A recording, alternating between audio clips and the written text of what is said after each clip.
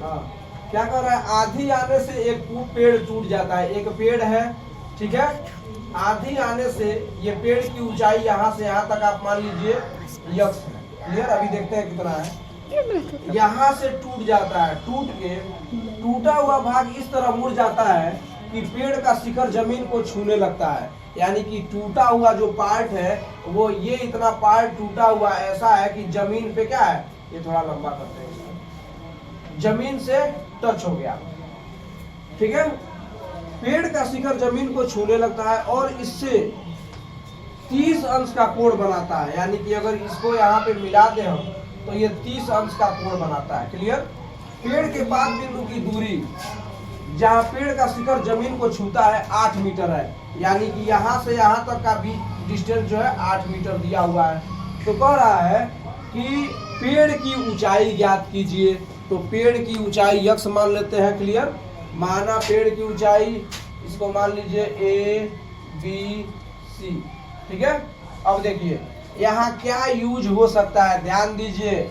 आधार दिया हुआ है और ये पूरा यक्स दिया हुआ है। अगर यहाँ पे हम यक्स मान लें तो ये कितना हो जाएगा, इस पूरे यक्स में से यक्स को सब्ट्रैक्ट कर दें या वो छोड़ दीजिए, समझ आ रहा है कि नहीं आ रहा है? तो यानी कि ये हो जाएगा x minus x minus x, ये भी कर सकते हैं। क्लियर? समझ में आ रहा है कि नहीं आ रहा? मान लेंगे, माना पेड़ की ऊंचाई,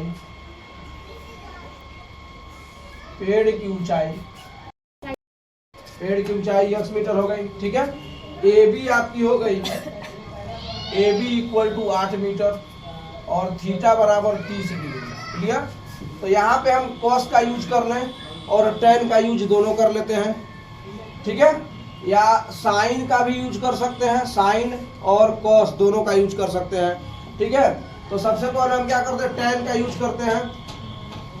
इन a triangle A B C tan theta देखो परपेंडिकुलर लंब बटे आधार BC कितना है, BC बटे AB।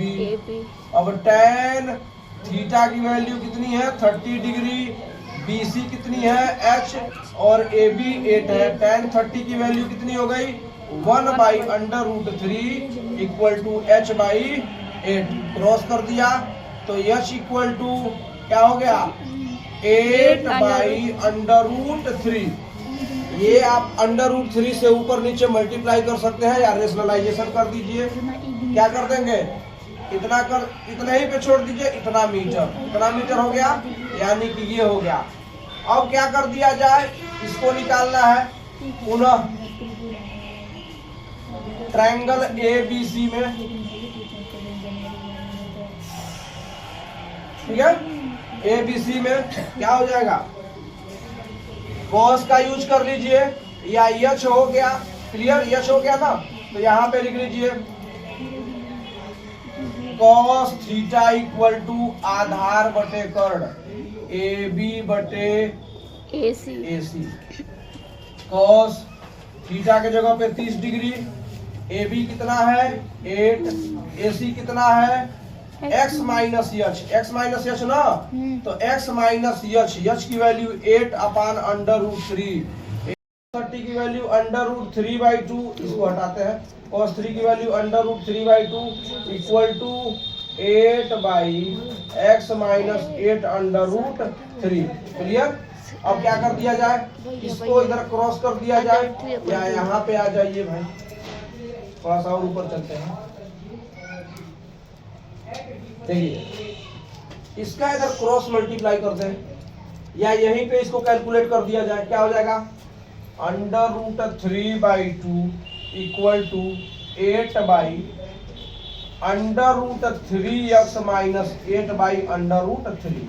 ये इधर चला गया √3/2 इक्वल टू ये ऊपर हो गया तो 8√3 अपान √3x माइनस 8 कैलकुलेट हो गया। तो मेरा क्लियर है क्या हुआ है, ये और ये सेम कंडीशन, इसका इसमें मल्टीप्लाई हुआ तो √3x माइनस 8 उतर गया, नीचे ये उतर गया। अब ये सबसे ऊपर चला गया, ये आपको वैसे ही दिख रहा है 8√3 और ये वैसे ही क्रॉस कर दीजिए। क्रॉस करेंगे तो क्या हो जाएगा, सीधे सीधे √3 से √3 को डिवाइड कर दीजिए, कर सकते हैं। बच गया 1/2 equal to 8/√3x minus 8। Clear, समझ में आ रहा है कि नहीं आ रहा? अब यहाँ पे क्रॉस कर दीजिए, 2 8 जा 16, √3 1 जा √3x माइनस 8 1 जा 8 इक्वल टू 2 8 जा 16, तो √3x इक्वल टू 16 माइनस 8 इधर गया प्लस 8 हो गया, √3x इक्वल टू कितना हो गया 24, तो x इक्वल टू कितना हो गया 24 डिवाइड बाई √3। रेशनलाइजेशन कर दीजिए तो √3 से ऊपर नीचे मल्टीप्लाई कर दीजिए, करने के बाद x इक्वल टू हो जाएगा 24√3 अपान √3 √9 निकलेगा 3 से 8 बार में गया, x इक्वल टू 8√3 मीटर। ये आप x की वैल्यू यानी पूरे पेड़ की ऊंचाई x कितना है 8√3 आ गया, और इसको √3 को 1.72 से